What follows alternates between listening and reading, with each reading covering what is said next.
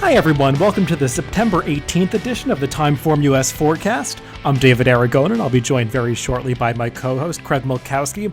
This week, the focus is turf racing as we handicap 5 different graded stakes races from around the country. Really just 2 venues, though. We'll be first visiting Belmont Park, where they're getting back underway in New York after a brief hiatus following the Saratoga meet. Opening day is today, Friday, and they'll be running their first major stakes race on Saturday. That is the Grade 1 Belmont Oaks Invitational for the 3-year-old fillies going 1.25 miles. We'll discuss that. Then we'll head up to Woodbine, where they're running a bunch of graded stakes on the turf this weekend. We'll do 2 from Saturday, 2 from Sunday. One of those is the Grade 1 Rico Woodbine Mile, big prep for the Breeders' Cup Mile later in the year. And then on Sunday, they're running a couple of 2-year-old turf stakes races, both Grade 1 Canadian events this summer in Atama, and some horses coming in from the United States for those. So we'll discuss all of those races later in the show. But let's kick things off at Belmont, as I said, with that Belmont Oaks. And Craig, it feels like maybe we just have one too many major races for the 3-year-old filly turf horses, because this race came up pretty light. Yeah, it's a pretty disappointing field, to be honest. I'll be up front. The chances I would bet this race are pretty slim and none looking at it. I think the 3-year-old filly group in general hasn't been particularly strong, and you see it in this field. So having said that, I think the shipper Magic Attitude is going to be very tough against this group. It's just not a whole lot in here. She comes in with some pretty good form overseas. She was second, albeit a distant second, in a Group 1 in France. She was only beaten 3 lengths next time out in the Grade 1, when fifth in a big field of 11. So, she just seems to have a class edge. She is getting first-time Lasix for Arnaud Delacour. And I just think she's the one to beat, but I doubt she's going to offer any value. If I were going to look for any alternatives, I guess you could give Neige Blanche another chance. I couldn't blame anybody for that. We talked about her last time in that Del Mar Oaks and thought maybe, if anything, it would be too short for her. So, you could make the case she's getting an extra furlong. But personally, I wasn't all that blown away by her. She actually got passed late for third in that race. Finished 4th. So if you want to give her an excuse and she's a price, I guess I could see it, but she's not for me. And I guess the other only alternative is one you have to talk about, it, particularly in New York, is maybe Antoinette could just steal the race again. A filly who's shown she can go to the lead, and if nobody takes it to her, she certainly has the ability to finish it off and win in here. But with setting the mood on the inside, Luis Saez riding that one, it's hard to imagine him not being aggressive and trying to at least force the pace some. So for me, I'll be watching as a fan, and you never know what you're going to get. Maybe you get a crazy price in here, but I don't see it right now. Yeah, I just don't have a whole lot to add about this race. Like you, I'm not the biggest fan of Antoinette, who would appear to be the main rival to that European import. She won that Saratoga Oaks, which was arguably just as weak a race as this one, and she had everything her own way that day. I guess she can control things again, but I don't know. I'll be a little surprised if she pulls off another one of these big wins. And Magic Attitude, she's the kind of European horse that would be interesting in a race like this, even if it had come up with a salty field, and it just hasn't. And her form overseas is really legitimate. That Prix Saint-Hilaire that she was second in 2 back, the winner of that race, Talkeel, is an undefeated horse who seems really talented. And then that Prix de Diane last time, the winner of that race, Fancy Blue, came back and won a Group 1 race in Ireland next time, I think the Nassau. So that just seems like a really strong set of 3-year-old fillies in France that she was running against, and she actually ran well in all of those races. She's got a pretty versatile running style where she can be close or coming from further behind. She arguably could have even finished closer in that Group 1 last time if she hadn't broken slowly. So she just looks too good for these. If I was going to play this race, which I'm not sure that I am, maybe the only strategy I could come up with is to try to get Key Biscayne in for second, because she seems like the horse that's going to get ignored as the biggest price, and I thought she had some trouble in the Lake Placid 2 back. She was kind of fouled in the stretch, and then she got no pace to close into last time in the Saratoga Oaks. She's better than she seems, and she'll be a price in this race, so maybe I'll try to get her in the exacta. Let's move on to Woodbine, where we've got some more interesting turf racing to discuss, and we'll begin on their Saturday card, where they've got a couple of graded stakes events. The first of those is race 7, the grade 3 Singspiel, going 1.25 miles on their outer turf course. And we've got an interesting group here. I will note that I saw reported this morning that Admiralty Pier, who is cross-entered in both this race and the Woodbine Mile, is going to run in the Woodbine Mile. So that takes a little bit of pace out of this race. The number 9, Nakamura, is the morning line favorite for Graham Motion. He looks pretty good. He ran well behind Zulu Alpha 2-back and was a little disappointing in an optional claiming race last time out at Saratoga. He certainly has the form to win a race like this. I do wonder if 1.25 miles, though, is a little bit short for him.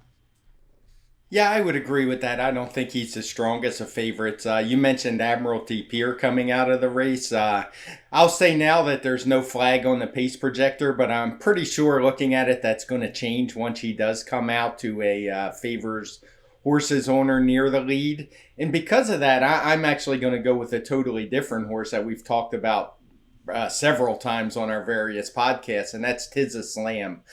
He's a horse who, when he is able to get an easy lead and be clear, he has just proven very tough to beat. And without Admiralty Pier in here, I can easily see that happening. I don't know if we'll get the 6-1 morning line. He's a pretty popular horse, especially up north. But I just think things are really setting up for him well, and he's going to get a great trip in here.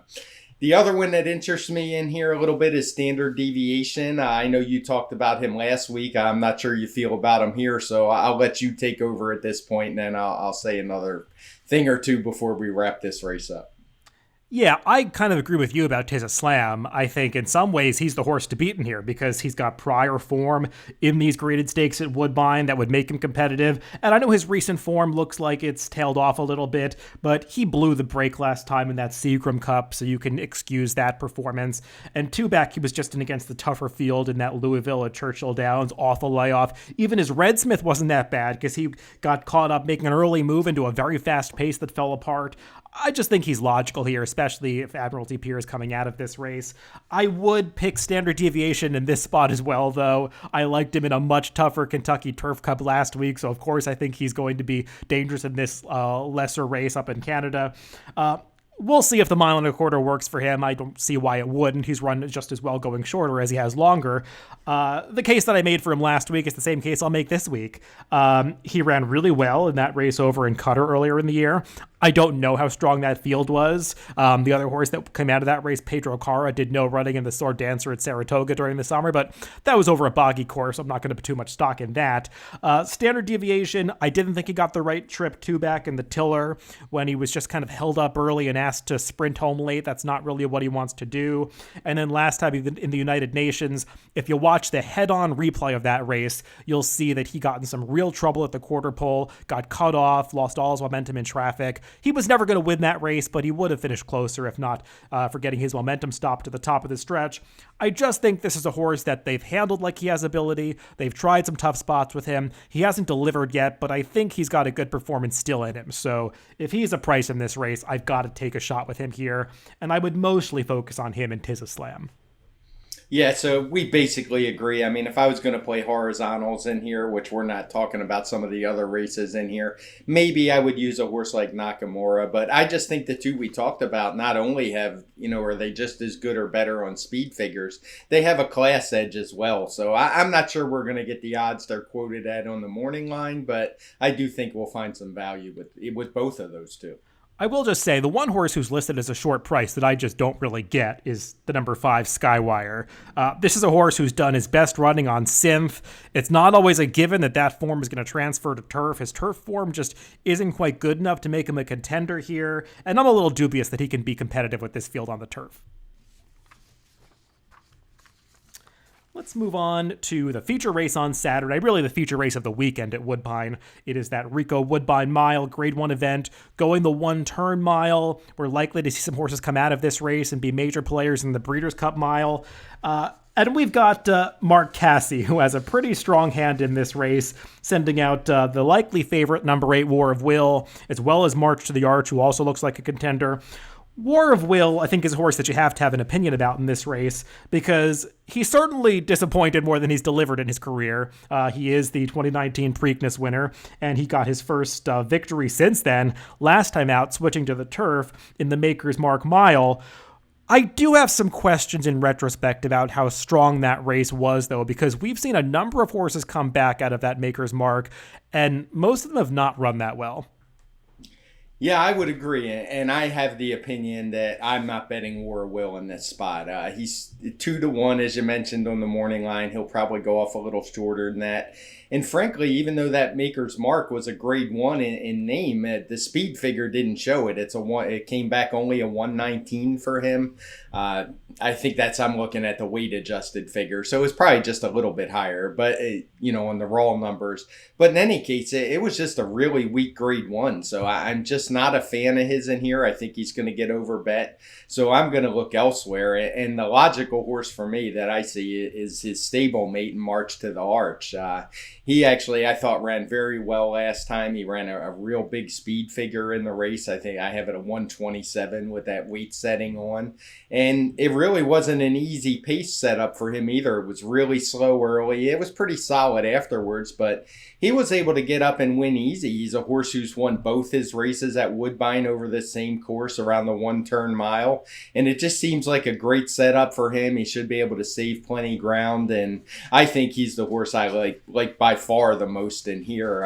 I do want to mention I have a similar opinion of Starship Jubilee as I do of War of Will. She's obviously an impressive 7-year-old mare, has a very good resume, but I just think this is too deep for her. She's never run fast enough to beat horses like what March to the Arch ran last time, or even Admiralty Pier, who I think is going to be a factor up on the lead, but he really had no excuses not to hold off March to the Arch, and he's just one I really like in here, and I'll probably play March to the Arch to win and an exacta with Admiralty Pier. I guess the one wild card would have to be the 3-year-old Cheryl Spate. If I were playing horizontals, I would definitely use him. He doesn't have the speed figures yet to win, but it's only his third lifetime start, and he's certainly capable. Shown plenty of ability in his prior 2 starts. He showed he can rate a little last time. He does get a weight break, so I'm not going to totally dismiss him either. We're on the same page about your top pick, March to the Arch. I thought he ran a fantastic race last time. We talked about that race on the Pacecast. It earned a very high speed figure. He did not get a setup in there. I know the fractions, only one of them's color-coded blue, but that was a race where the pace really held together, and he just ran past everybody and was the only horse running on from the back of the pack. It seems like he really appreciates that long stretch run at Woodbine, because often it's on those tighter turn turf courses in the United States. That's those 7 furlong turf courses. He sometimes gets a little bit outrun, has too much ground to make up. But when he gets a really long run into the wire, he seems to really relish that.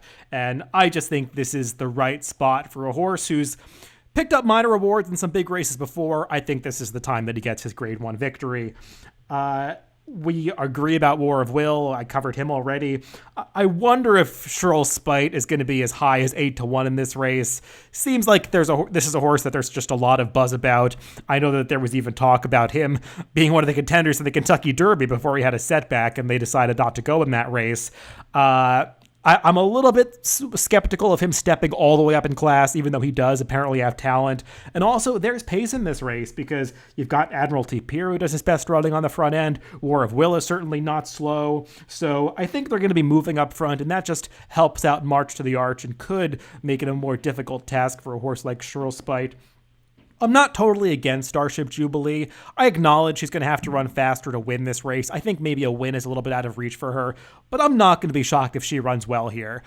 She always shows up with a solid effort. I'm not sure that this race is really that much tougher than the Diana she was in last time, and she wasn't exactly disgraced in there. I know she was 4th, but she was 4th behind 3 of the best fillies or mares in the country on the turf. So I don't think she's impossible in here. I prefer March to the Arch, but I'd use her somewhere.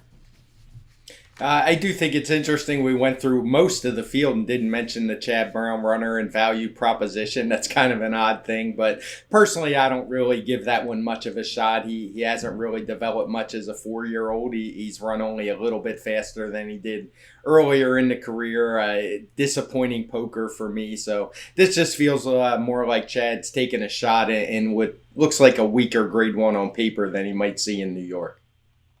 Yeah, I've just never been this horse's biggest fan. He's got a tendency to lug in badly in the stretch of his races. He typically is green and unfocused. He's not a horse that I like to trust, so I want it to go elsewhere. Let's move on to Sunday's card at Woodbine, where they're running a couple of Grade 1 races for the 2-year-olds. These are always major preps for the Breeders' Cup Juvenile Fillies Turf and Juvenile Turf, which will be run in early November. And both of these races have drawn pretty strong fields.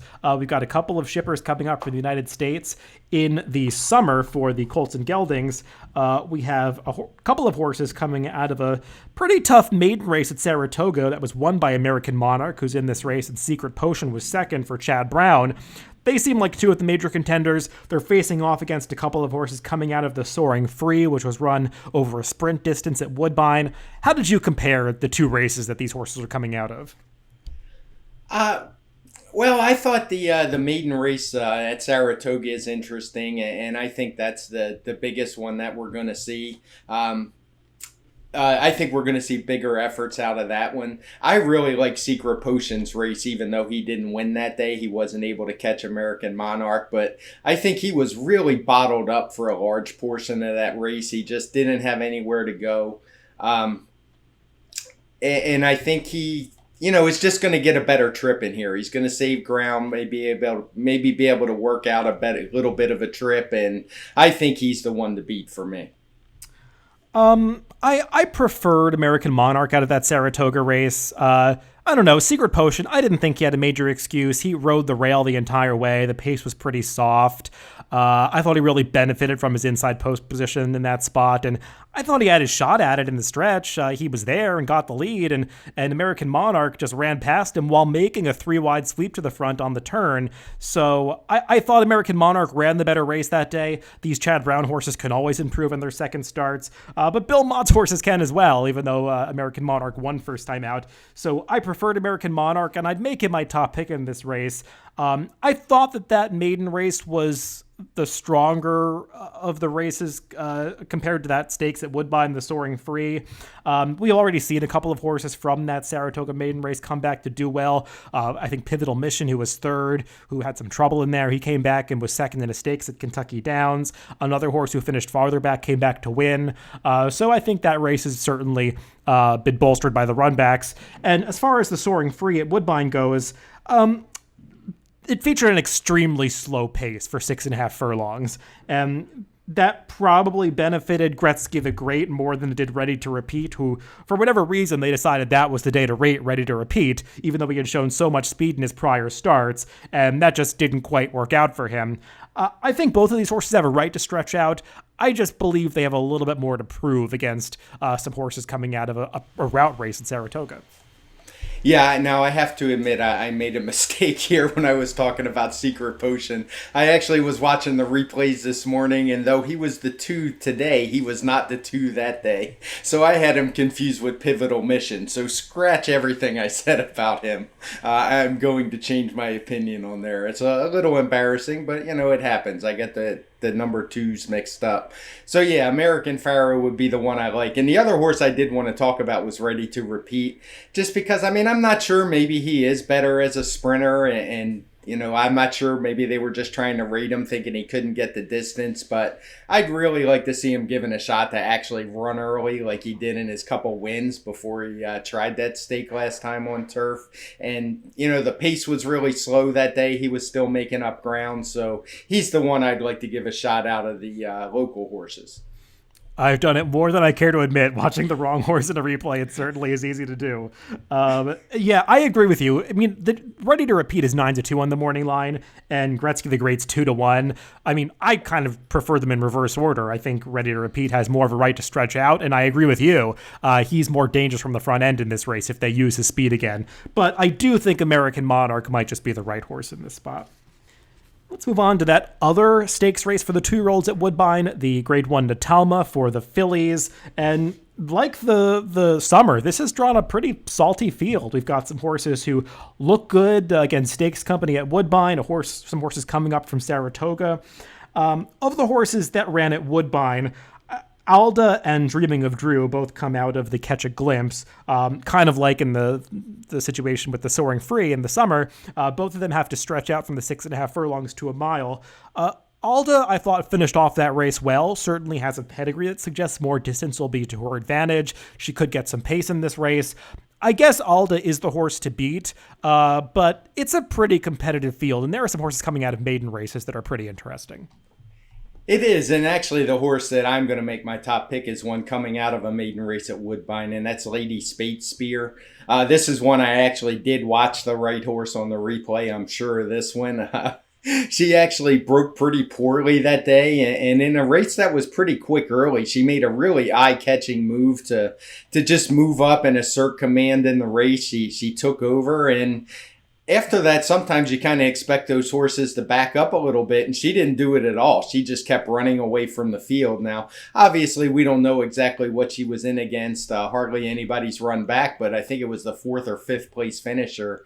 Was the lone run back, and she came back to win with a much better figure second time out. So just visually, that's it. I'm going to go with Lady Spear in here. I have no real knocks on Alda. I mean, she ran fine. She comes in with the best speed figure, I believe it is, last time. Or her and Dreaming of Drew are right there together, as they were only a nose apart on the wire. Out of those two, I would probably prefer Alda. As you said, she looks like she probably wants to go a little bit further, but Lady Spear is the one for me, is going to be my top pick.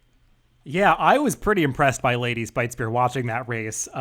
She was used hard early, and she still was able to re-break and finish and distance herself away from that field at the end. And she's got a gigantic turf pedigree. Her dam, Lady Shakespeare, she was a multiple graded stakes winner on the turf. She is a full sister, the dam, to Shakespeare, who I believe was a winner of the Woodbine Mile. And that makes this horse a very close relative to Cheryl Spite for the same connections, who's running in the Woodbine Mile. Just a lot of signs pointing to this horse having real ability. I do wonder if she's going to get caught up in a faster pace this time, because you've got a horse on the outside coming out of a 5.5 furlong synth sprint, and you've got Dreaming of Drew, who also has speed. So we'll see how the pace shakes out on the front end. But I do think Lady Spear has plenty of talent, and I'd use her. Though the horse that I would make my top pick is a horse also coming out of a maiden race, but at Saratoga, and that's the number 2 Seasons. I'll be honest, I'll be very surprised if Seasons is as high as 10-1 in this race. I kind of thought she'd be among the favorites, and I would be willing to bet her at a price probably as low as 7-2 or 4-1, because I think that's where she's supposed to be. She only won her debut by a neck, and it was not the most visually impressive performance. It was kind of a wild stretch run as a horse ducked in and broke through the rail at about the 8th pole, and Seasons briefly reacted to that and had to kind of refine her stride to win that race. It was not the strongest field either, but that said, there was a big story on this horse first time out. For a Jimmy Toner horse at Saratoga to get bet down to 4-5 in his debut, you know that this horse was training well, and just having watched a lot of these workouts and doing my typical morning line work, this filly's drill on August 3rd over the Oklahoma turf course is one of the most impressive turf workouts I've ever seen for a 2-year-old on the turf at Saratoga, and I just don't think we saw the best of her first time out, and I believe she has more ability than that speed figure would indicate, and she's certainly bred to be good by Tapit out of that multiple grade 1 winning dam Winter Memories. So I think we're going to see a better effort out of Seasons this time. Yeah, I have no problem with her at all. I was going to talk a little about her, but you pretty much covered everything I was going to say. So the other horse I did watch some replays and look at was Sleek Lynx, a horse coming in out of a Gulfstream Park maiden race where she couldn't quite get up. She was 4-5 that day. What I did notice, she made an eye-catching move to the lead, but she was pretty green in the stretch, and I really wanted to make a case for her, but At a price, she might be one I'd use underneath in the verticals. I don't really see her winning. The more I looked at it, she did get a pretty good setup that day. The pace was hot with red fraction, so maybe that move was a little bit of an illusion. But I do expect her to improve her speed figure second time out for Mark Cass. He tends to do better second time out than first, and she's one I think that will actually be the morning line price and could juice those tries or supers. Yeah, we saw that debut pretty much the same way. I think that big move was a bit of an optical illusion because the race was just kind of falling apart at that point, and she just did basically give it up in the late stages. But the winner director's cut, she might be okay because she came back and was second in a stakes at Gulfstream next time with a much higher speed figure. So maybe that race was just a decent race, despite it taking place at Gulfstream against what seemed to be a weak field. So I wouldn't make her, anywhere in my top 3 picks. I couldn't find a spot for her. But like you said, she'll be the biggest price of the horses that we discussed. That's all the racing to handicap this week. Kind of a light week in terms of stakes racing around the country and, well, rather on the continent because we went up north as well. Things should kick into high gear next week when we will finally have the return of Santa Anita. I know they're planning a big card next Saturday. We'll see if we can discuss some of that. Also, there are some stakes planned for Belmont next week. We'll be getting in a lot of these Breeders' Cup preps. So, Craig, it's an exciting time in racing, and I think we'll have a lot more interesting horses that are going to be in that conversation come Breeders' Cup time next week. Yeah, for sure. And I mean, we're only 2 weeks away from the Preakness as well, which kind of funny, but it could actually wind up being a Breeders' Cup prep in its own right at this point. We'll see how that field shakes out. But yeah, this is probably the slowest week we're going to have for quite some time. So looking forward to it. It's my favorite time of year. All right, we'll get to all of that next week, and we will be back on Tuesday with the TimeformUS Pacecast to recap these races that we discussed and perhaps some others, so look for that next week. Remember, you can always listen to us on DRF.com, Spotify, iTunes, YouTube, and SoundCloud. Wherever you get your podcast, just make sure to subscribe to the Daily Racing Form channel. Thanks for listening this week, and we'll be back with the TimeformUS Pacecast on Tuesday.